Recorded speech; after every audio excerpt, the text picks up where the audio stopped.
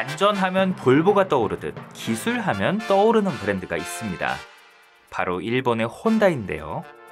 과거 로얄 패밀리의 몰락을 지켜볼 수 없었던 대우가 바로 이 혼다에 요청했던 특별한 용병이 있습니다. 당시 국산 차와는 차원이 다른 성능과 품격을 지녔던 차. 대한민국 고급차 시장을 지배하진 못했지만 그 존재만으로 모두를 긴장시켰던 일본산 명마. 오늘은 대우자동차의 마지막 황금기를 장식했던 비운의 플래그십 세단 아카디아 이야기입니다.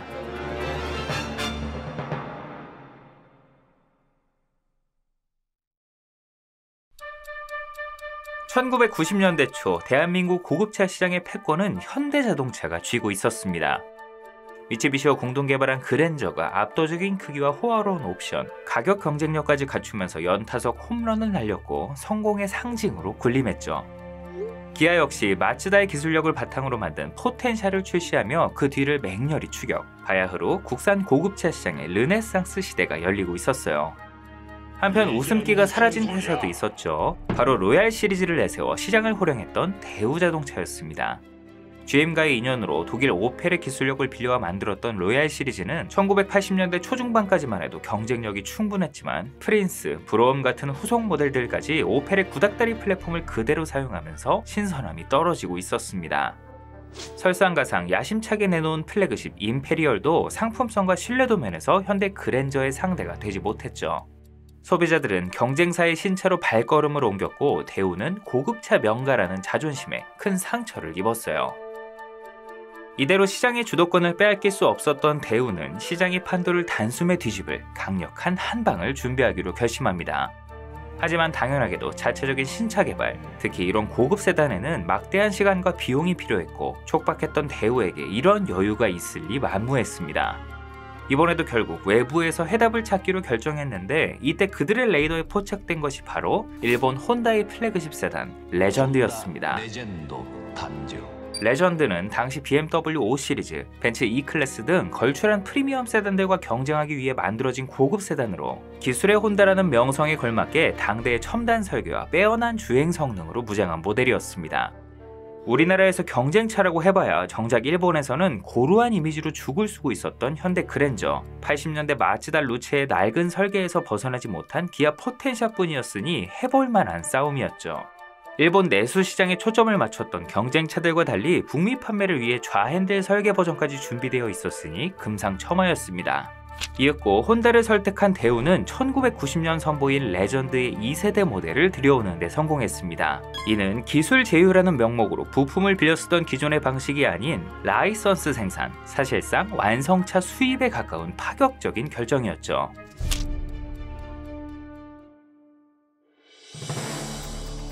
(1994년 3월) 한국 땅을 밟은 레전드는 마침내 아카디아라는 이름으로 데뷔했습니다. 차명 아카디아는 고대 그리스의 전설 속에 등장하는 평화롭고 이상적인 낙원 아르카디아에서 따온 말로 로얄 패밀리의 몰락으로 위기에 빠진 대우를 낙원으로 인도해주길 염원하는 그들의 바람처럼 느껴지기도 했습니다. 아카디아의 외관은 당시 국산 차들과 궤를 달리했습니다. 권위적인 각과 화려한 크롬으로 덩치를 부풀리기 바빴던 경쟁차들과 달리 당시 BMW를 연상케 하는 낮고 넓게 깔린 안정적인 자세와 매끈한 디자인을 뽐냈어요. 5m에 육박하는 거대한 차체에도 불구하고 날렵한 실루엣은 마치 잘 빠진 스포츠카를 보는 듯 했습니다. 특히 전륜 구동을 사용했음에도 쭉 뻗은 보닛, 짧은 프론트 오버행, 긴 대쉬2 엑셀, 즉 앞바퀴와 A필러 사이의 거리를 늘리면서 후륜구동 프리미엄 세단에 뒤지지 않는 우아하면서도 스포티한 옆모습을 만들어냈는데 휠베이스가 무려 2910mm로 후륜구동 체어맨보다도 긴 수치를 자랑하면서 디자인만 보면 구동 방식을 착각할 정도였어요. 비교적 최근에는 스파 플랫폼을 사용하는 볼보 차량들이 이런 느낌을 주고 있죠. 이 밖에 B필러를 검게 칠하고 도어 프레임을 극단적으로 얇게 디자인한 하드탑 스타일의 도어, 단정하게 마무리한 후면부로 아카디아만의 우아하고 독보적인 분위기를 완성했습니다. 메이드 인 재팬의 명성답게 칼같이 맞아떨어지는 단차, 매끈한 도장 품질 역시 이 차의 품격을 한층 더 높여줬죠. 여담으로 가로선이 강조된 디자인과 마치 스포일러를 내장한 듯한 트렁크 리드, 가운데 길게 수놓인 레터링 때문인지 한참 뒤 출시된 제네시스 G90을 보고 이 아카디아를 떠올리시는 분들도 계시더라고요. 다만 이 차급을 구매하는 소비자들 사이에서는 호불호가 갈리기도 했습니다. 당시 고급 세단 중 가장 젊고 역동적인 멋을 뽐내기는 했지만 번쩍이는 크롬 장식과 보닛 위에 우뚝 솟아있는 오너먼트 엠블럼 등 플래그십에 걸맞는 중후함과 위압감이 다소 부족했기 때문에 기존의 보수적이고 권위적인 대형차를 원했던 대다수의 중장년층 소비자들에게는 어필하지 못했죠. 실내 역시 외관만큼이나 단정하고 또 고급스러웠습니다.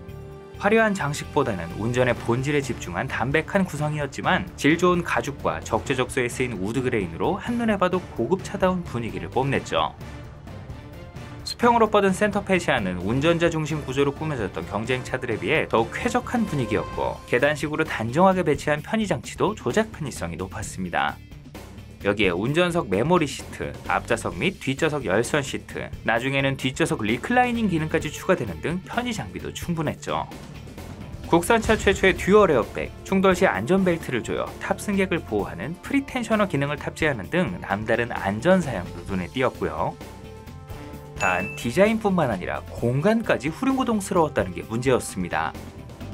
뭐라고요? 경쟁차를 압도하는 긴 휠베이스를 자랑하고 있음에도 그게 다 어디 갔나 싶을 만큼 실내 공간, 특히 뒷좌석 공간에서 큰 이점이 없었어요. 소나타와 별반 다르지 않은 실내 공간은 큰 차 하면 자연스럽게 넓은 공간을 떠올렸던 국내 소비자들에게 실망감을 줬고 쇼퍼 드리븐으로 이 차를 고려하던 예비 고객들의 발걸음을 돌리게 만들었습니다. 이에 더해 데크의 높이가 낮아 트렁크 공간도 넉넉하지 않았죠. 이 밖에 나중에 등장한 삼성의 SM5와 마찬가지로 초도 생산 물량은 상당수 일본산 부품으로 조립 생산되어 일부 엠블럼조차 아큐라의 것이 그대로 새겨져 있었다고 하는데 그만큼 대우가 처한 상황이 절박했다는 방증이기도 했습니다. 국산차로 인정받기 위해 충족해야 되는 부품의 국산화 비율이 60%였는데 수동 변속기 모델은 60%를 겨우 넘겨 간신히 턱걸이를 했지만 자동 변속기 모델은 59%에 불과해 관련 부처의 경고를 받기도 했어요.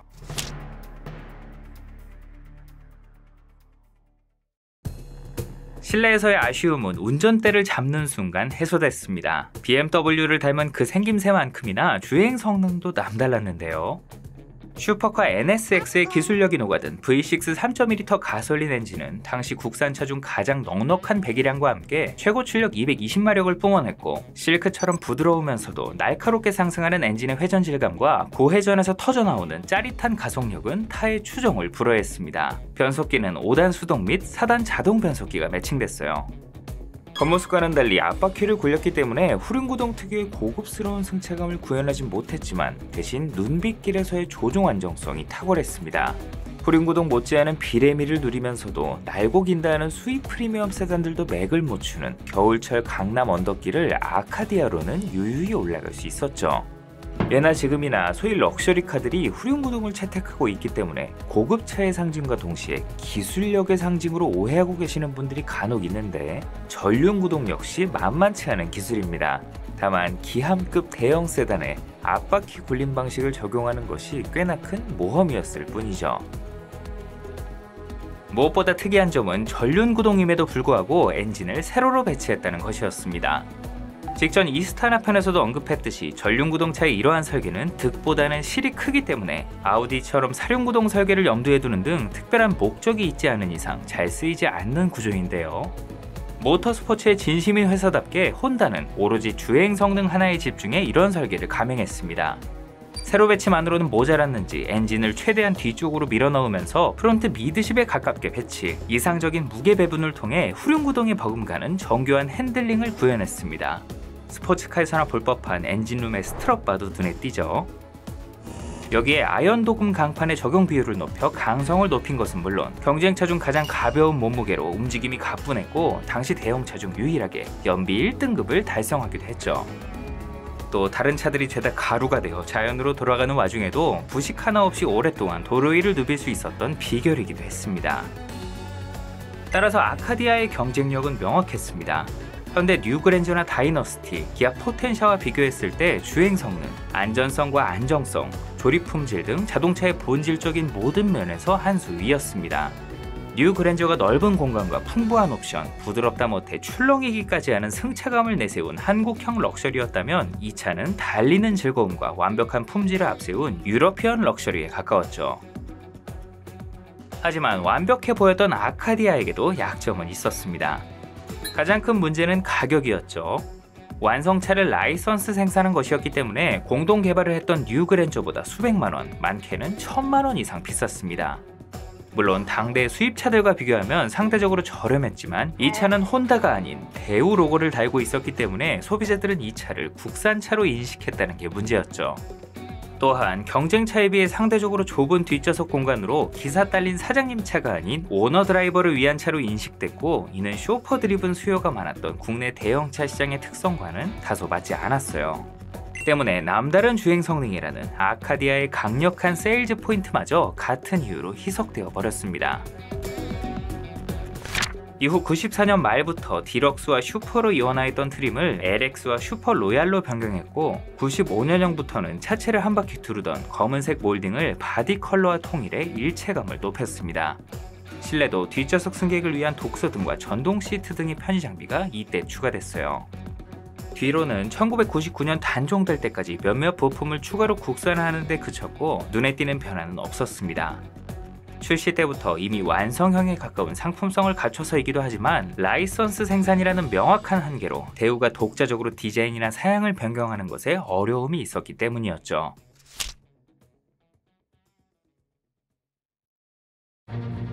아카디아는 비싼 가격에도 불구하고 시장에서 큰 반향을 일으켰습니다. 출시 첫 해인 1994년 단숨에 3,700여 대가 팔려나가며 대우의 구원투수 역할을 톡톡히 해냈죠. 비록 판매량에서 뉴 그랜저를 넘어서지는 못했지만 소위 차를 좀 아는 전문직 종사자나 비교적 젊은 연령대의 고소득 자영업자들 사이에서 인기를 끌었습니다. 아카디아의 성공적인 데뷔는 현대차를 긴장시키기에 충분했고, 현대가 백이란 경쟁에서라도 우위를 차지하기 위해 뉴 그랜저 3.5리터 모델과 상위 모델 다이너스티를 서둘러 내놓게 된 계기가 되기도 했습니다. 다만 아카디아의 영광은 길지 않았습니다. 다들 아시다시피 1997년 IMF 외환위기라는 거대한 파도에 휩쓸리면서 한때 재계서열 2위를 차지했던 대우그룹 역시 위기에 직면했죠. 심지어 대우는 이때 쌍용 자동차를 인수하는 도박수를 펼쳤는데, 이로 인해 쌍용이 가지고 있던 벤츠 기반의 후륜구동 플래그십 세단 체어맨이 대우 라인업에 합류하게 되면서 이 아카디아의 존재 의미가 희미해져 버렸습니다. 쉬라츠로 알려진 대우차의 자체 개발 플래그십 세단의 개발 역시 이때 같이 중단됐어요. 대우 입장에서는 비싼 로열티를 지불해야 되는 아카디아 대신 빚더미를 지면서까지 그룹의 역량을 총동원해 만든 체어맨을 미는 것이 당연한 수순이었습니다. 다행히 체어맨의 상품성이 꽤 좋기도 했고요. 결국 아카디아는 별다른 후속 모델 없이 1999년 쓸쓸하게 퇴장했습니다. 혼다가 국내에 정식 출범한 2003년부터는 아예 차량의 유지보수 업무를 혼다 코리아로 이관해 친정에서 정비를 받을 수 있도록 했어요. 예전에 다뤘던 기아 머큐리 세이브를 포드 코리아에서 AS했던 것과 동일한 케이스죠. 단종된 지 20년이 훌쩍 지난 지금도 아카디아는 90년대 JDM의 감성과 혼다의 명품 엔진을 경험할 수 있는 몇 안 되는 차로 올드카 매니아들 사이에서 귀한 대접을 받고 있고, 동호회를 중심으로 꾸준히 정보가 공유되고 있습니다. 아예 혼다나 아큐라 로고를 구해다가 레전드로 꾸미시는 오너분들도 꽤 있는데, 진짜 대우차는 로고 바뀌는 게 거진 숙명이네요.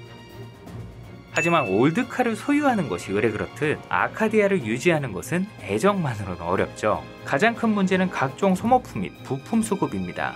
멀쩡한 부품을 찾기 쉽지 않은 데다 이제 국내에서 구하는 것이 거의 불가능하고, 애초에 국내 판매량 자체가 많지 않아 해외 직구를 통해 직접 부품을 구해와야 되는 경우가 많습니다.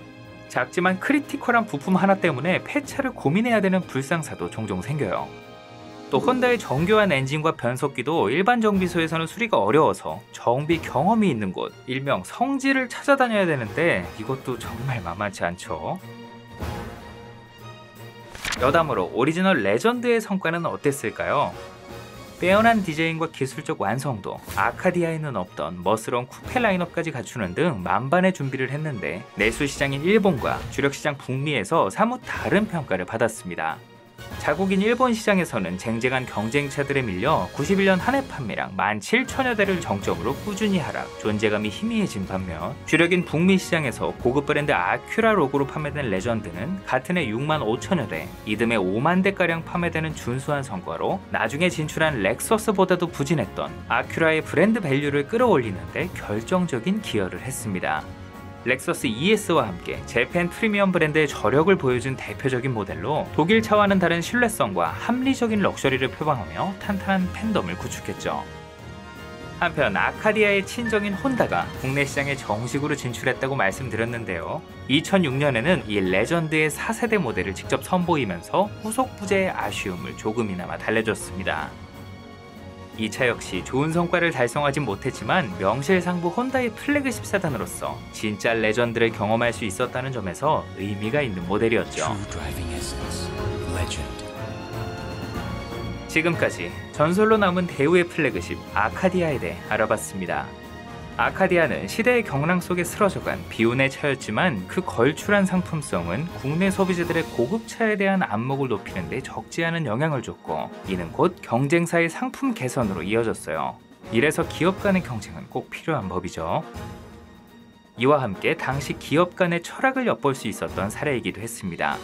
제품만 봐도 산업을 육성해 성장해온 현대나 기아그룹과 무역업을 기반으로 성장한 대우그룹 간의 철학 차이가 두드러지는 게 참 흥미롭죠. 여러분의 기억 속의 아카디아는 어떤 차였나요? 다음에도 흥미로운 이야기로 돌아오겠습니다. 사소하지만 궁금한 자동차 이야기, 멜론 머스크였습니다.